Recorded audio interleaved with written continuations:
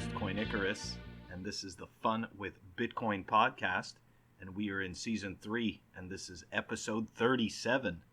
So, hope everybody's having a great week. Oh, and this show is brought to you by the Crypto-Cloaks. For all your 3D printing Bitcoin needs, go check it out, cryptocloaks.com.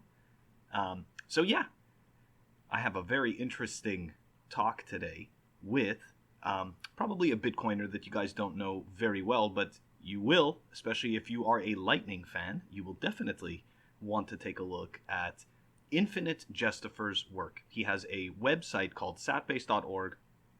That's part of our conversation, but it's not the whole thing. And he is essentially putting together resources that help to explain to us how to, I guess we'll say, how to monetize our Lightning channels, or better yet, how he monetizes his, and how he's figured out to be able to do this. So, satbase.org and InfiniteJestopher.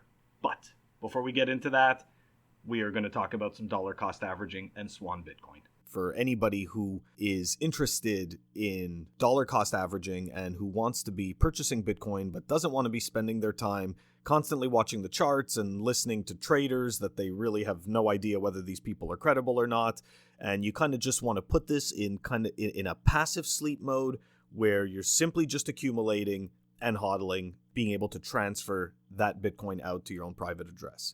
So if you're interested in doing that and that falls in your wheelhouse, then you are looking for Swan Bitcoin. With Swan Bitcoin, the three main takeaways are we can do automatic withdrawal from a bank account, automatic purchases of BTC. You can time them based on your when you receive your check. You can do it let's say once you can do it once a month, or you can do it per pay period as well. There's lots of options for you to be able to customize how you purchase. And you could automatically withdraw to your chosen address. So if you're interested in a Bitcoin-only platform that is doing the great work of helping onboard people, then you definitely want to check out Swan Bitcoin. I'm going to have the link to their website in the show notes. All right, guys. Here is my chat with InfiniteJestopher. All right, everybody. Thank you very much for joining me on the Fun with Bitcoin podcast. I'm your host, Coin Icarus, and joining me today is fellow Bitcoin plebe and hodler and lightning enthusiast. It's at Jestopher_BTC or Infinite Jester, and we've had a chance to meet through Bitcoin Kindergarten, and I just find him to be very well spoken. And he's doing a lot of digging in Lightning. He's got a really cool website that he's just put together that just kind of throws all of his thoughts into one place. And so I had to have him on the Fun with Bitcoin podcast so we could sit down and have this chat. Jestopher, thank you so much for joining me, man. Dude, thanks. It's such an honor. Cool. I mean, we've gone back and forth quite a bit, and I feel like I feel like there's more to meets the eye with the Infinite Jester. So we're gonna kick it off. we're gonna kick it off right away with the the rabbit hole story, or the pre-rabbit hole story. How did you get to Bitcoin, and who is the thinker behind the thought? Totally. It's been quite a journey as it is for everyone. But I think I studied environmental engineering, so I got like a little bit of like exposure to like some programming stuff. And then graduating like into like what was sort of like a late wave of the Great Recession. And so I was like searching around for jobs like all over the place. I was applying to several temp jobs, and this is like with an engineering degree. And I ended up, after applying to a whole bunch of temp agencies, ending up at a call center that that provided information on class action lawsuits. And, so we were just like reading from a script and whatnot, but all the cases that they put me on were cases about, about banks, and banks would do these super insidious things like reorganizing credit card or debit card transactions to maximize overdraft fees. So they were charging people that literally had no money, like as much as they possibly could, and that's usually like $30 a pop. And so I was like talking to people that were affected by this, like day in and day out for months before they put me on a different case, which was usually like a Wells Fargo, like mortgage lending discrimination, uh, that type of thing. And just to see like how flawed that system was. Um, and so like later I would listen to Andreas Antonopoulos, who would kind of like all tie this all together. But right after that, then this call center got a contract to handle identity theft and like big security breach cases. So they handled the Target security breach, where everyone's credit card information got leaked, and just seeing all that stuff happen, I was like, man, this is deeply flawed. And I think what really frustrated me was Dakota Access Pipeline, like the Standing Rock protests. Yeah. Because then Wells Fargo was, who I was a customer of, and felt kind of locked into them. They were taking customer funds and putting it towards a project that had, widespread disapproval, at least in the area. And so I was like, man, how do I opt out of this system? Because this is messed up. And later I finally got an engineering job and whatnot. But I fell asleep listening to like the Internet of Money. That's Andreas Antonopoulos' book, and I woke up and it felt like I was so deep down the rabbit hole, and I was like, finally, like Andreas identified that whole master-slave relationship that we have with banks, and he was able to spell it out super eloquently. And from then on, I've just been learning all I could about this technology, like getting deep into like the math stuff, which really excites me. I want to give a shout out to 3 Blue 1 Brown for their video about SHA-256 security, and because all those little educational pieces helped me learn more about this technology, and how much good it can do to answer some of those problems that came up in the call center, just talking to regular folks. And from there, discovering Lightning and trying out Pollo feed. I think that was one of my first Lightning channels that I opened. Feeding chickens, just seeing how not only can Bitcoin be a store of value, but it can also do payments really, really well. And that's really starting to play out in Strike app, Jack Mahler's project. And so after really taking advantage of all these learning resources, I finally threw my hat in the ring to the startup satbase.org, and be able to spell out just how to like be a good Lightning peer, how to be a routing node, and currently it's just kind of dumping my thoughts and the things that I've learned along the way. But I'm hoping to be able to assemble some really good resources, like the stuff that you've done with the Raspberry Blitz tutorial.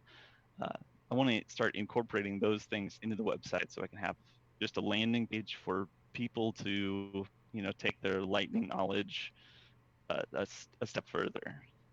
That is absolutely amazing, and we're gonna actually. I want to ask you for that video that you're talking about, the 3 Blue 1 Brown. Okay. If you could provide the link so that way I could add it to the show notes, because that would probably be helpful to the listeners. For sure. But yeah, so I find it really fascinating that you. So I also I worked once upon a time in a call center. It was a part-time job, but of course the call center that I worked in had much more to do with scamming people. But it's interesting, right, that you just explained. And it's kind of like I always felt that they were doing scammy stuff, but it's interesting that you explained that they reorganized the credit card transactions to they reorganized the transactions to maximize the overdraft fees. That is complete.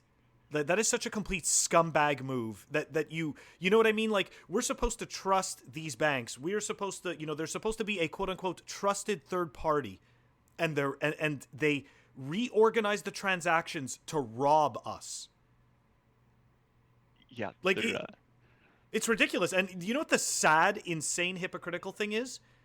These are human beings, like, that they themselves would end up having to pay these fees if they were down on their luck. And I also find it very hypocritical that companies take it out on, like, you'll notice it's always the poorest people that end up losing the most in this case.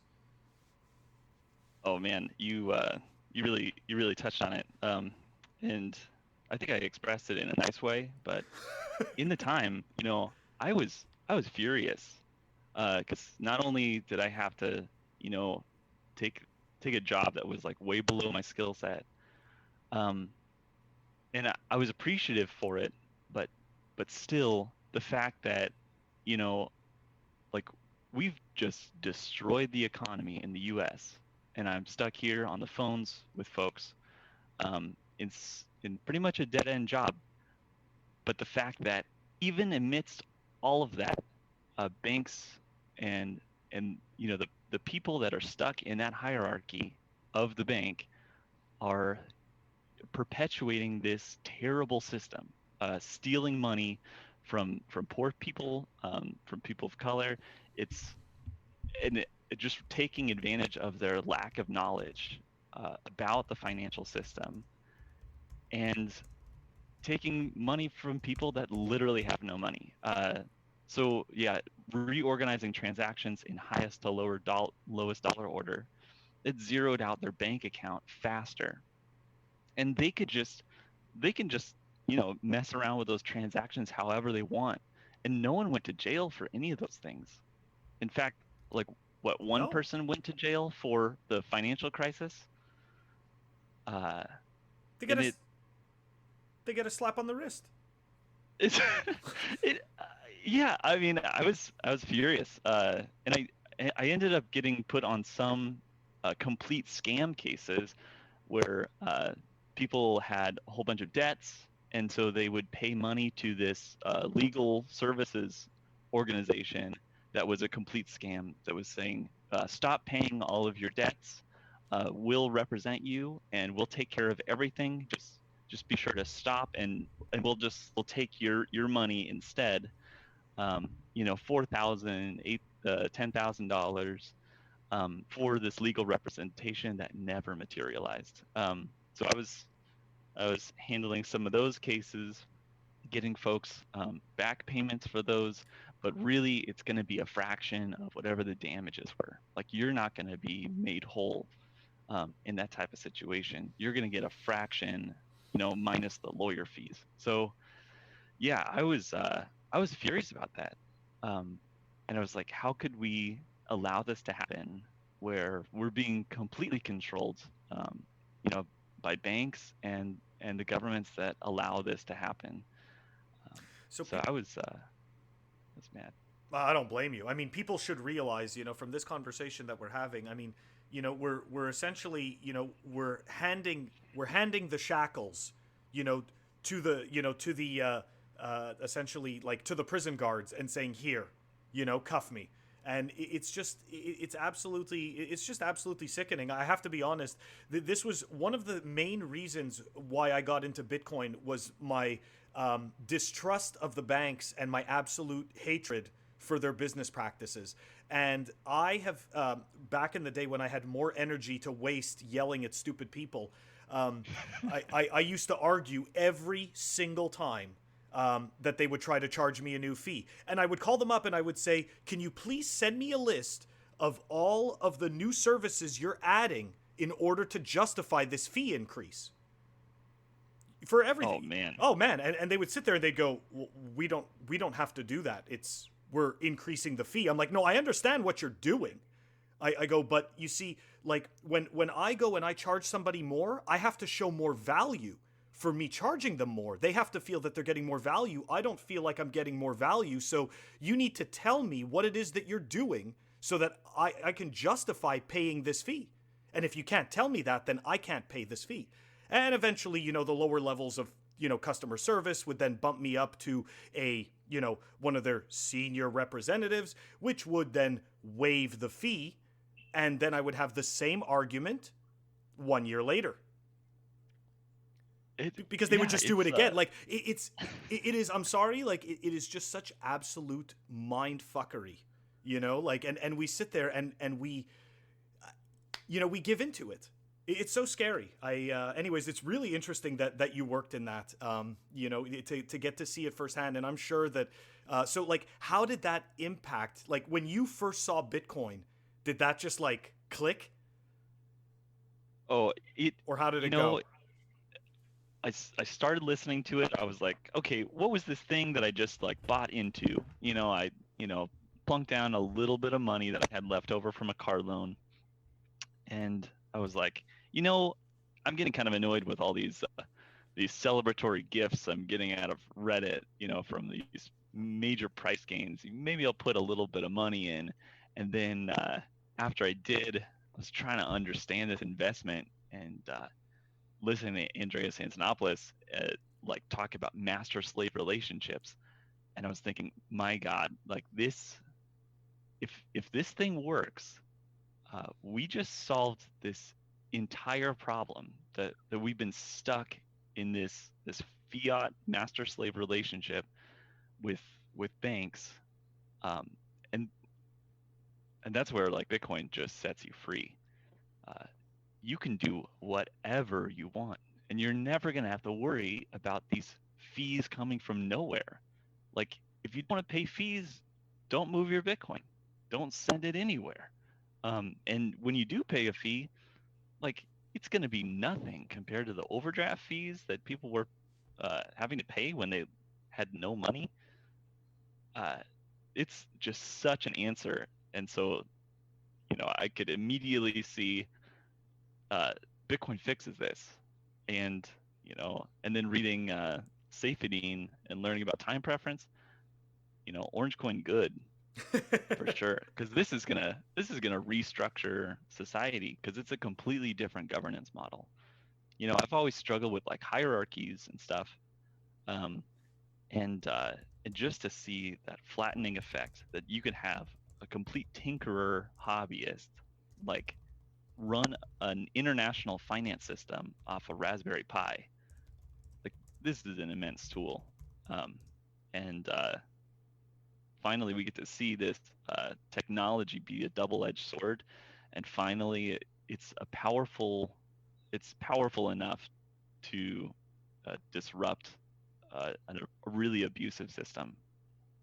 Oh, I entirely agree. I mean, essentially, we're taking the value away from, the system and putting it into the network where it belongs, with the people that are actually providing and using the value in that network. Because at the end of the day, these bankers, they're not providing any value. It's, all it really is the illusion of value under a system of control.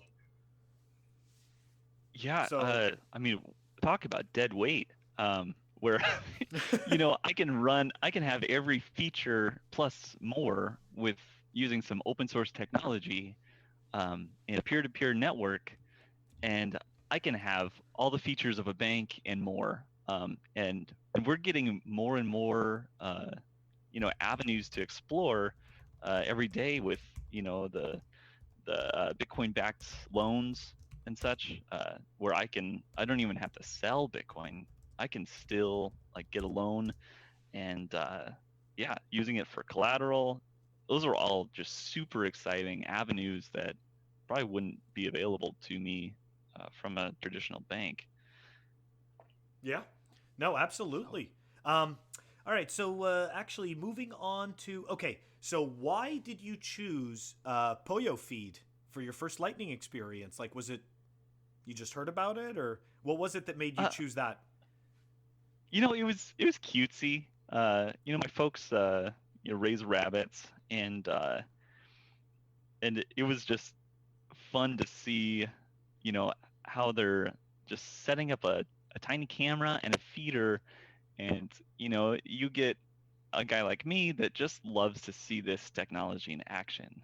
Because Lightning, I just think is so cool. Where my first big Bitcoin purchase was like in the peak of 2017, and so I paid a pretty high transaction fee. Oh yeah. Um, and I was thinking, oh man, we gotta find a better system than this because I can't just I can't be spending $20 on a transaction. Like, no way, this doesn't work. So, but Pollo Feed, it was cutesy. I could demonstrate it. I'd seen it demonstrated a couple of times, and I like downloaded the Eclair mobile wallet, and I was able to send a couple of transactions and just show how cool this technology was, um, and feeding little chickens, and that felt pretty good. That's cool. Yeah, I kind of like that. I kind of like that stuff too, which is why I built the Lightning Gumball machine from. It was BTC Socialist that did the original instructions, so I ported it over to a different type of gumball machine, and that I totally agree. Seeing it in action definitely helps solidify the use case. Oh yeah, and I think Coin Center took some time to display that gumball machine for Congress, or some members of Congress. So, and I think we're getting to see some of the positive results of that, where banks can now custody Bitcoin. Is just like these. We're just sort of moving the needle for like regulatory acceptance. At least that's how I see the wind blowing. So there's always a lot of controversy, right, between with the whole banks custodying Bitcoin. I know that we've talked about this on BTC Kindergarten intermittently, throughout different episodes. But what's your opinion on that? Um, Like them custodying Bitcoin. Like, let me ask you this: would you custody your Bitcoin with a bank? And it doesn't mean others shouldn't. It's just your take. uh, you know, if you can just learn a little bit about Bitcoin and be able to do everything that a bank would be able to do, um, and more, because the knowledge that you gain in this space is going to be power. So I'm not dropping my Bitcoin off at a bank because I know they're crooks, and I know they won't be held accountable, um, because all of these class action lawsuits end in settlements. And when they go bankrupt, it will be taxpayers and other people that will foot the bill for it. It's So it's very interesting you say this, because I think at the end of the day, what we understand is that for the first time in recent banking history, they are going to have to actually provide value for the money that they steal. They're actually going to have to, with a Bitcoin future, they are going to have to earn sats. Yeah. You know? And they're going to be so far behind because, I've been spending my, the last several years just learning as much as I can and accumulating as much as I can, because I get to front run them for the first time ever. And this is, to me, is a generational trade where, they are still accepting dollars for Bitcoin, which is just superior in every way. So very exciting times where I get to beat out Wall Street. We don't have to show that we're the 99% and go attacking the 1% because I get to front run them now. Um, That's right. and Power to the people. I'm actually reading the Price of Tomorrow by Jeff Booth right now. It's a really interesting book, and it's kind of touching on what you're talking about.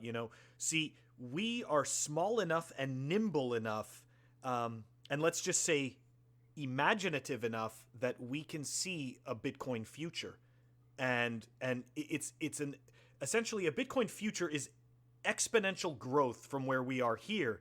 But you see, the giant dinosaur system can't see a Bitcoin future. It has too much. It has too much invested in this current, this current system that robs everybody around every corner. So they will fight tooth and nail to hang on to this antiquated system, by any means necessary. Oh yeah, I think you nailed it there. And I haven't read Price of Tomorrow yet. It's definitely on my list. But after hearing Jeff Booth speak a couple of times, especially with Lynn Alden on Swan Signal, that was awesome. Just to show exactly what you were saying. That we're small and nimble, and we can adopt this technology. Man, the amount of jobs that are going to be available to us, because we took the time to actually learn about the technology, is we're going to be in high demand. Not only us as individuals, but also our Bitcoin that we've accumulated. And I really like Jeff Booth's take on how technology is deflationary, and that has been stolen from us repeatedly with bailouts. Yep. Yeah. That's exactly right. And there's another thing that he touches on, which is really interesting, is that the human mind has a terrible the human mind is terrible at grasping the impact and I guess we'll say the largesse of exponentials. It's like he gave one good example, right? Okay, so let me ask you this: would you take? Okay, so let's say you had the following scenario. You could take $1 million today, or in 31 days you could take the sum of a penny doubling every day. Which would you take? Would you take $1 million on day one, or would you take what you're left with from that penny, from one penny doubling at the end of 31 days? Boy, I really don't want to do math on the fly. No. But yeah, no, just it's a penny doubling every day. Yep, every single day for 31 days. So, I mean, you don't have to do the math, but like, it's because don't get me wrong, but like we understand, like right away he's trying to make a point about exponential growth. So just that alone should tell us that the $1 million is not the right thing to take. And actually, if a penny doubled for 31 days, if a penny doubled every single day for 31 days, you'd have over $10 million after 31 days. No kidding. Yeah, but our mind like just doesn't see that, Oh. Yeah, I run into this like all the time whenever I show a Bitcoin chart, because if you look at it on a linear scale, you're thinking, okay, this thing just like popped out of nowhere, and it's kind of looking like it's going down overall, but it's a short time frame because it just went to nothing and then it became something. Okay, yeah, some big boom, but then you look at it on a log scale, and it's like, okay, this thing is just gradually trending up. But then you look at those moves that it makes and just absolutely face melting candles the entire way that, and we've just become accustomed to volatility. But when you see that trend on a log scale, that helps you understand those exponentials that you're talking about, like, what an exciting time, and we get to see that number go up. So absolutely, it's looking good. Yeah, it really is, and it's you nailed it right there. The face melting, it's so true. I mean, I still remember from 2017. And again, it's I know that a lot of us sound nostalgic, but the problem is that this has happened before, even before 2017. These face melting moves, like This is what people don't understand. And the funny thing is that, you'd think that people would be selling on these moves. I can tell you from my personal experience, seeing these moves does not make me want to sell. I didn't even, no. And the problem is that the dips don't make me want to sell either. So the dips don't inspire fear. They inspire confidence to buy more.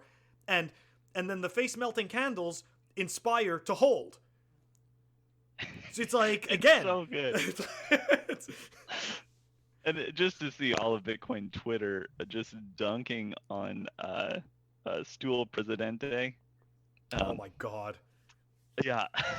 Oh, Davey Day Trader couldn't handle a little small percent dip, and he sold his position. And we're all thinking, this is nothing.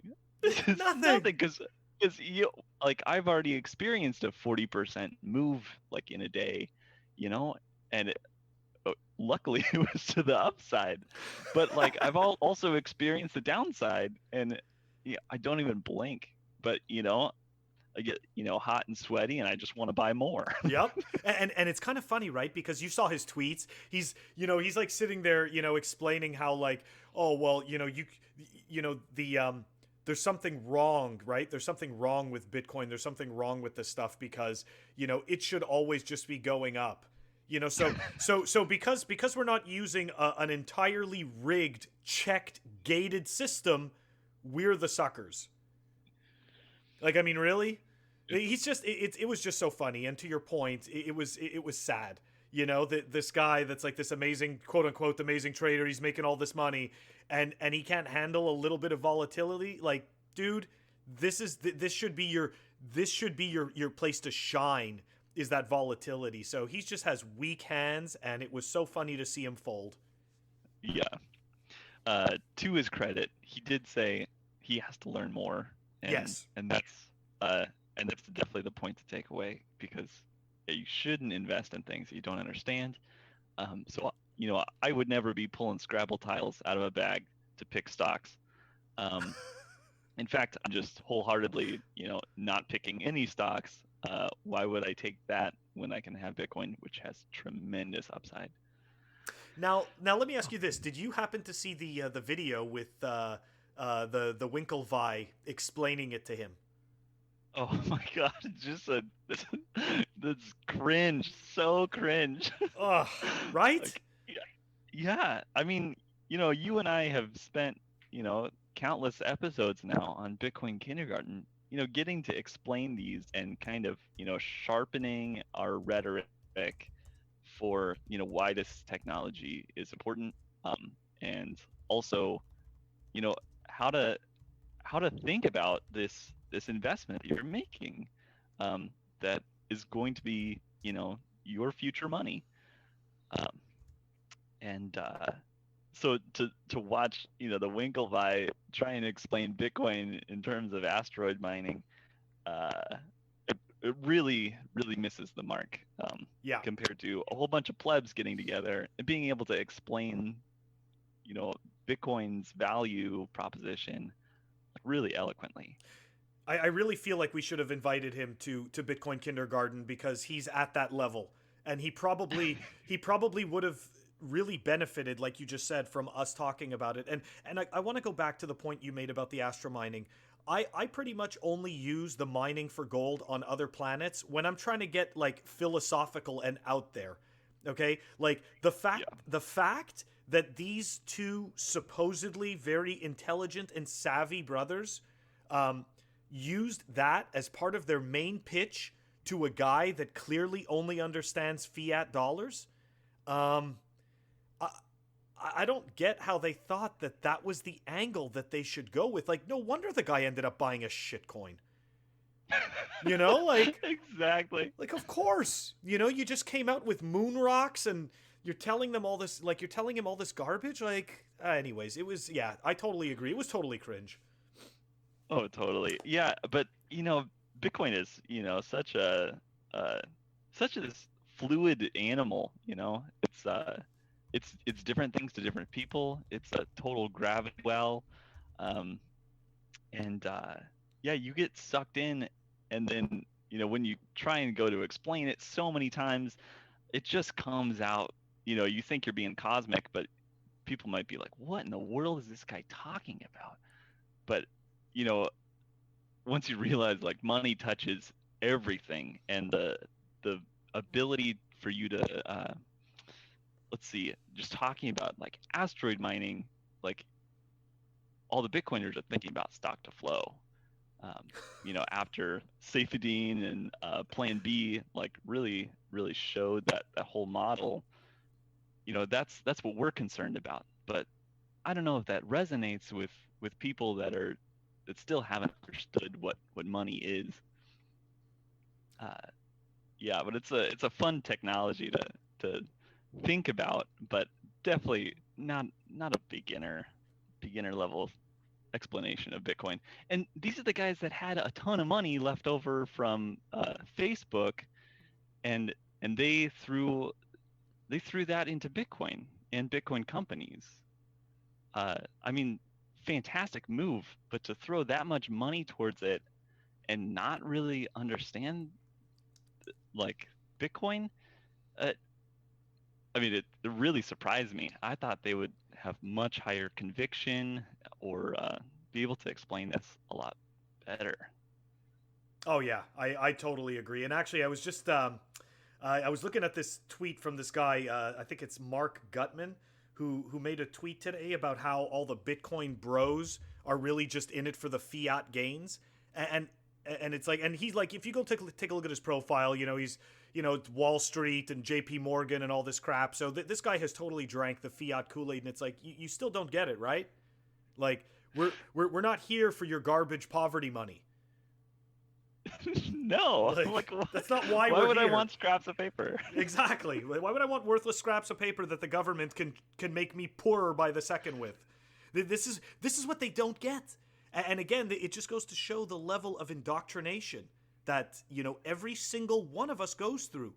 And like we have to undo our thought process in order to be able to properly understand value transmission and money.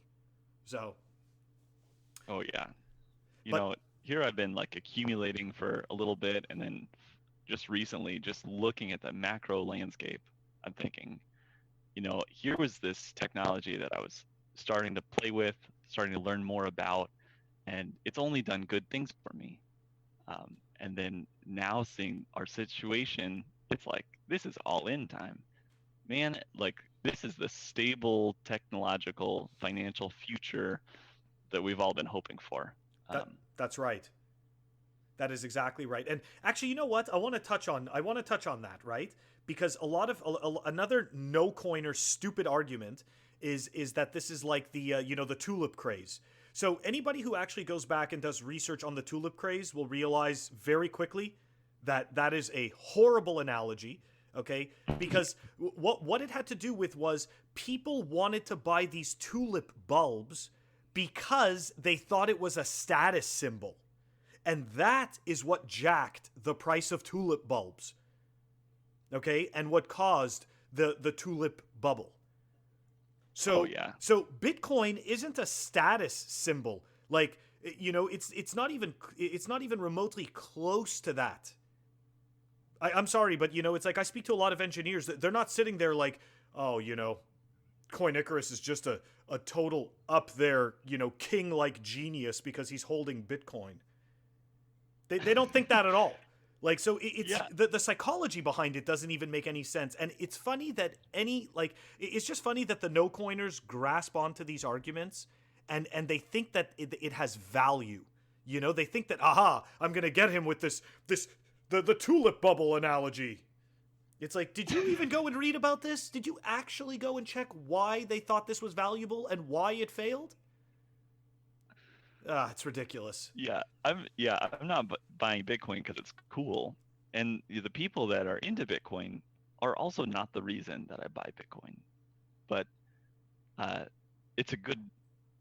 there's fantastically smart people already in Bitcoin, which tells me, oh man, okay, I'm not the only one that realizes this, and I have massive respect for all the other people that have come to the same conclusion that I have, that Bitcoin's going to change the world.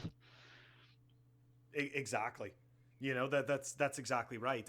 And to your point, right? It's not about the people. It's not necessarily about the people in Bitcoin, but I would suggest, like you just said, take a look at the reasoning of the people in Bitcoin, and the type of I guess you'd say the characters that are in and around Bitcoin. And for me, it just happens to be the people that are A, willing to question things, B, willing to do the research to figure out if their questioning is merited. And that is something I don't see in mainstream finance. That's true. And to your point about kind of speculative manias, which was probably that tulip craze, or just doing it because it's cool. I've never seen poorer looking millionaires than I have been in like Bitcoin. Oh my God. Because people are just sitting on, hundreds, if not thousands of Bitcoin. And, they, at least locally, they still look like they, rolled out of the hamper, which is hilarious to me because, they realize it's much better if I just save my money. I don't have to contribute to this, consumerist system anymore. Like, I'm only going to buy things that have tremendous value into the future that will be good for generations. Not this, high time preference, buying a whole bunch of flashy things to show how cool I am. I'm not going to be stocking up on tulip bulbs just because it's cool. So I think you touch on a very good point, right?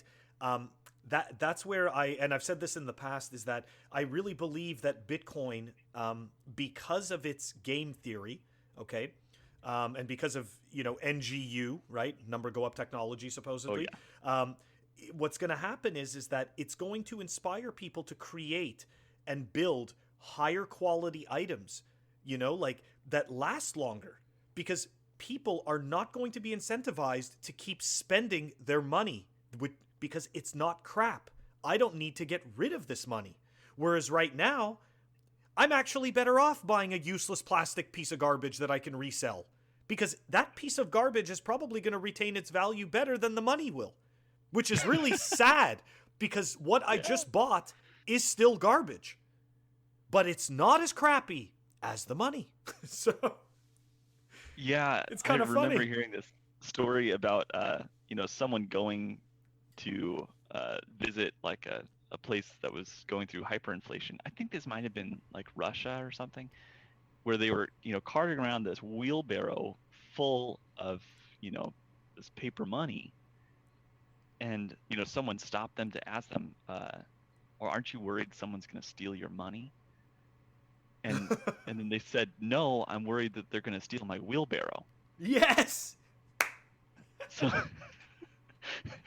because you're right. We've been incentivized to buy all these physical goods, these cheap things from China, and that's not what we want. No, we want some lasting value that solves real problems that we experience. And so you're right. Like, I've been inspired to think about, how do I create value, and how can I sustain this creation of value, and be able to like start a business for myself, or start an organization to help people learn, because there's a lot of people that I care about in the world, and I want them to discover the power of Bitcoin a lot sooner rather than later. So I carry some urgency with it, because it's important. Absolutely. Critically important. 100% it's important. I don't want them to have to worry about a wheelbarrow. Yeah, exactly. And I mean, don't get me wrong, but I've seen some of the hardware stores try to chain those wheelbarrows. You could still steal them pretty easily. So I don't know. I'd be worried about my wheelbarrow as well. But all right, so we definitely destroyed fiat. Fiat is dead. So we're gonna move on to so you created a website called satbase.org, and before we get into into satbase.org, why did you make this website? What was your intention? Why did you feel the need to build and contribute to the Bitcoin ecosystem? So, after experimenting with, Pollo feed and, my like Eclair mobile wallet, I finally like made the plunge and got a Raspberry Pi. And I first started with Raspberry Bolt, and I just didn't know enough, command line stuff to actually make my way through that at the time. And hopefully I'm there now. Actually, that's going to be one of my next projects. But I was experimenting with Raspberry Blitz.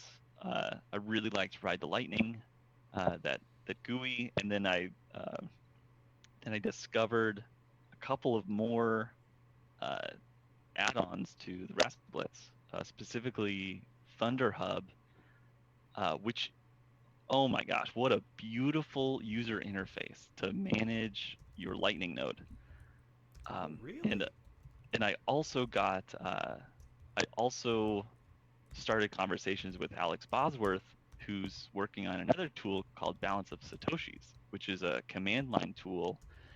And between Thunderhub and Balance of Satoshis, like suddenly you can control, your financial system that's running on your little Raspberry Pi, with some really incredible tools that will save you sats, and also set you up to earn some routing income.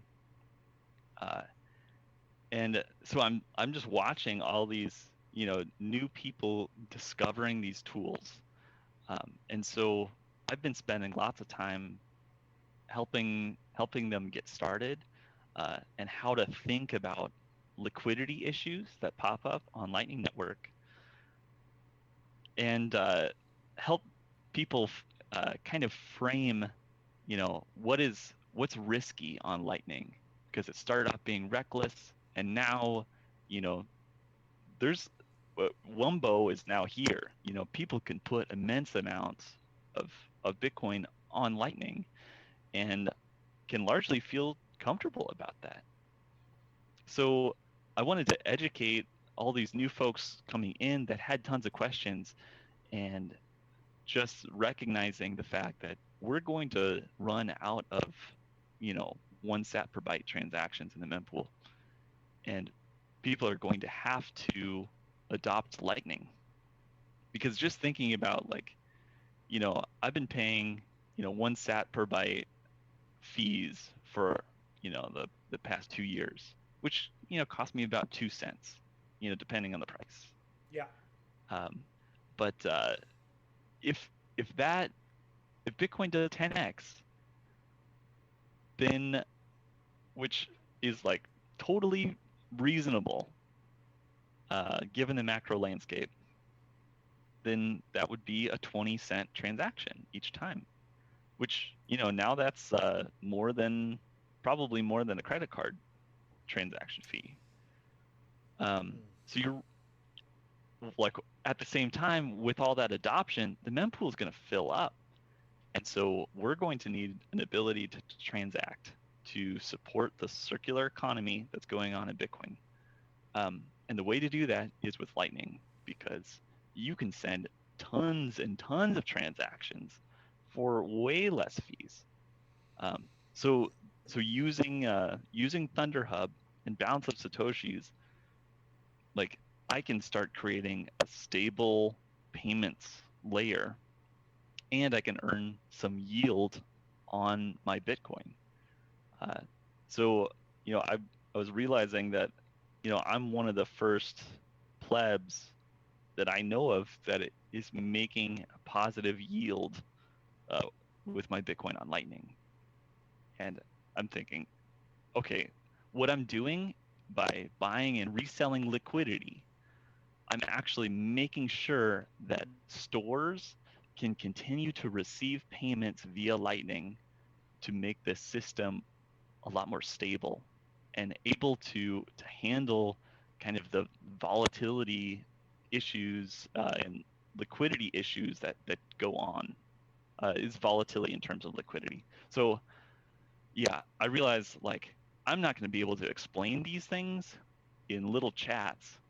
Like I'm going to have to go long form to like to be able to explain what in the world I'm talking about, because liquidity is such an abstract concept, um, and it's a cool, fun problem to like really dive into.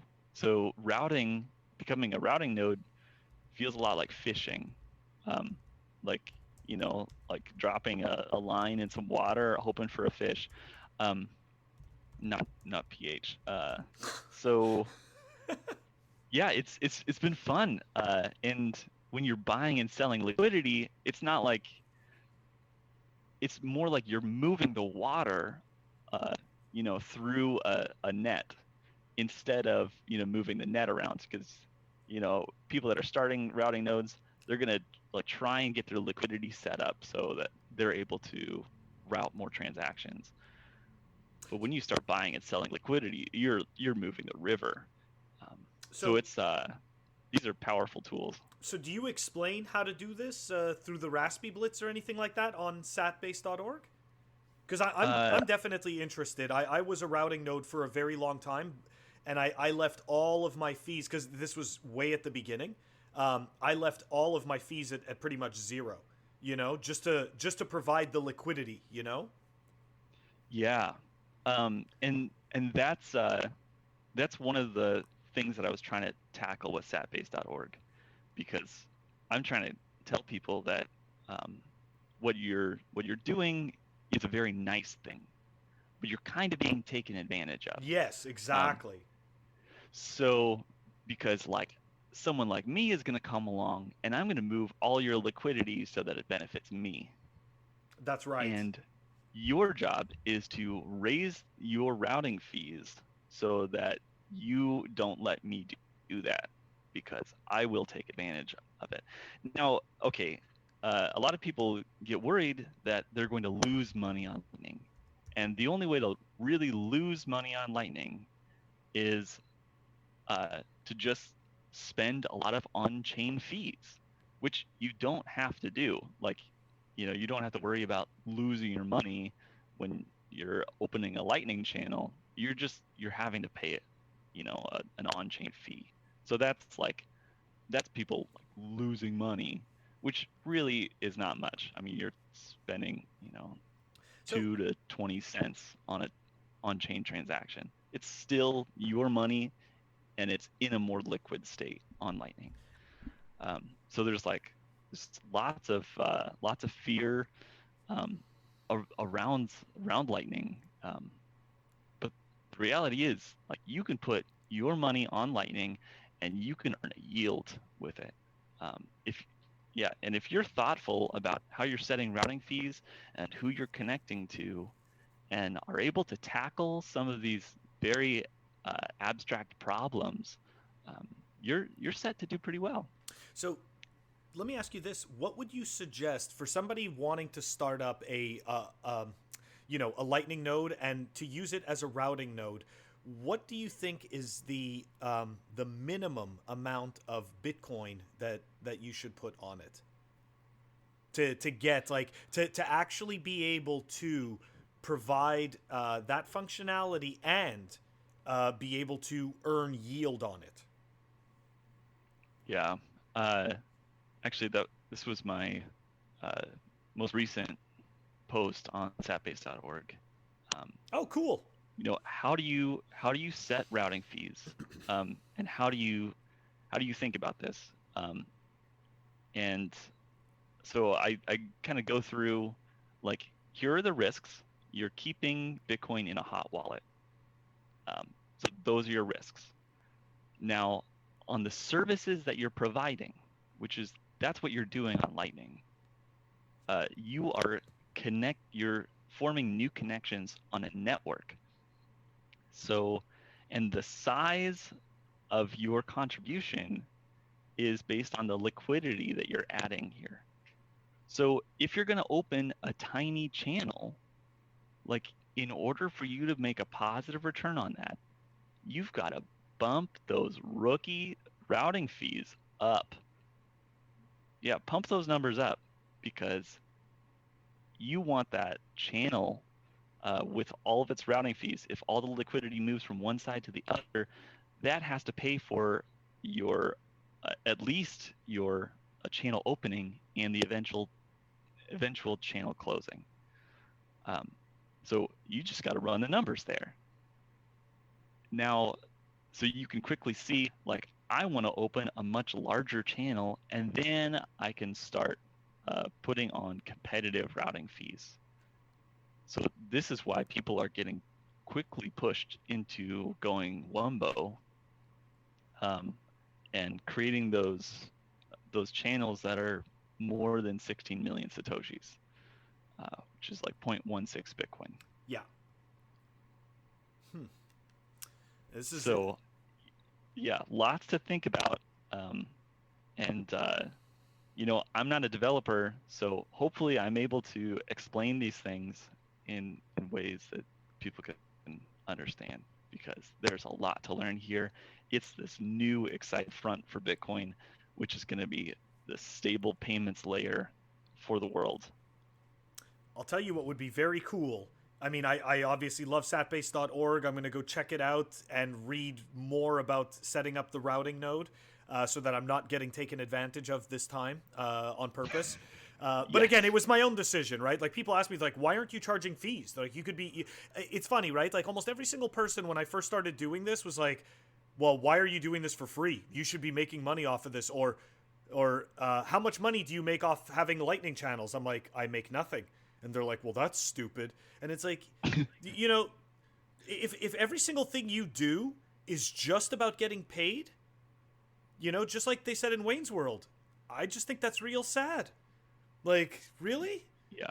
Like, it's I just find that so weak. Like, whatever happened to doing something because you wanted to learn, because you wanted to expand your mind, because you wanted to understand something a little bit better, and then once you understand it, you can then provide value to others, and in return, you may get compensation. Absolutely. So yeah, this is not charity.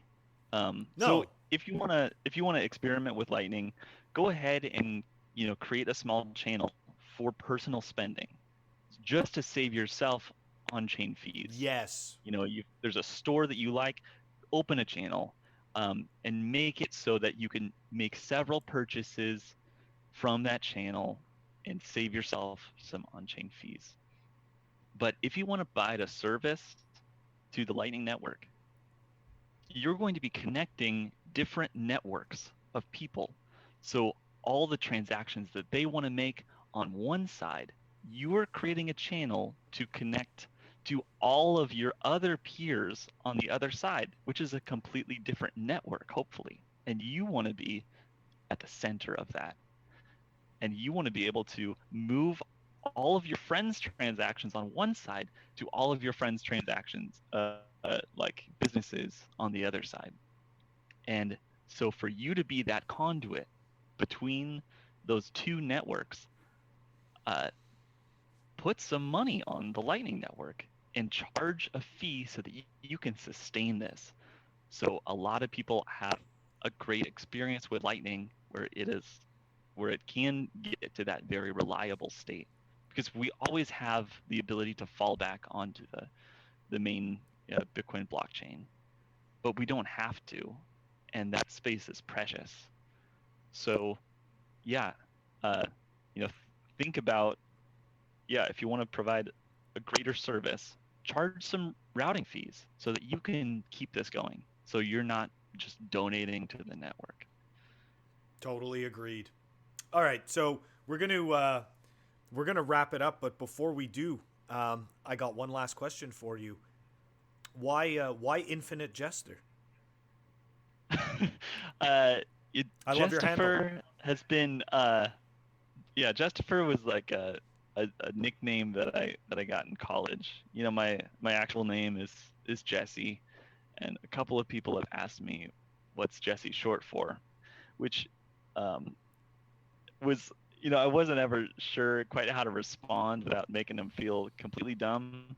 So a friend of mine suggested, oh, it's short for Jestopher, uh, which was just fun, and people started calling me Jestopher, and it's a 3-smile name, because yeah, just in saying it a couple of times, like it forces you to smile, and that's fantastic. And then then we got Infinite Money Brinter, and I tacked that on, and it makes a subtle reference to the book Infinite Jest, which is just a cool piece of literature. Oh, cool. So I should check so that yeah. out. Infinite Jest. Okay. Very cool. So yeah, that's the origin of Jestopher. I love it. I absolutely love it. And it's funny that you say that about your name, and it's funny that people couldn't figure out that was the full name and that they thought it was short for something else. Yeah. I definitely, I've always joked around about, the name Bill being short for Billiam. So, Yeah. it's like, really? Anyways. Or Bilford, something like that. But yeah, I definitely love it. I love I think your name is awesome. I didn't realize that that's what it stood for. But it's super cool. And I guess, okay, one last question. If you were to give a piece of advice to anybody getting into Bitcoin or getting into Lightning, what would be the one thing you would tell them to start them off on the path? This is for Lightning? Could be either one. Yeah. I think there's a kind of a flow. So first, get greedy, because this number's going up. And then learn all you can about this. Learn what you invested in. From there, once you learn, start building and build out this infrastructure so that it's ready for the next people that are coming. And there's going to be a lot of people coming. Totally agreed and beautifully said. All right, Jestopher, thank you very much for coming on my podcast, man. I really appreciate it. Thanks so much, Coin Icarus. This was a pleasure. Cool. Well, we're going to chat soon. I hope you guys enjoyed my conversation with InfiniteJestopher. He's a super cool dude. I get to talk to him every week on Bitcoin Kindergarten, that is hosted by Nick Can't Mine and My Living Truth. Noobs should definitely check that out. And, anybody in the Bitcoin space, we chat every Thursday evening, 6 p.m. Pacific Standard Time, I believe. Anyways, back to Jestopher, though. His website and contact details will be in the show notes. And, of course, if you want to reach me on Telegram or Twitter, I'm at CoinIcarus. If you want to shoot me an email, I am CoinIcarus@funwithbitcoin.com. Keep stacking. Catch you all next time.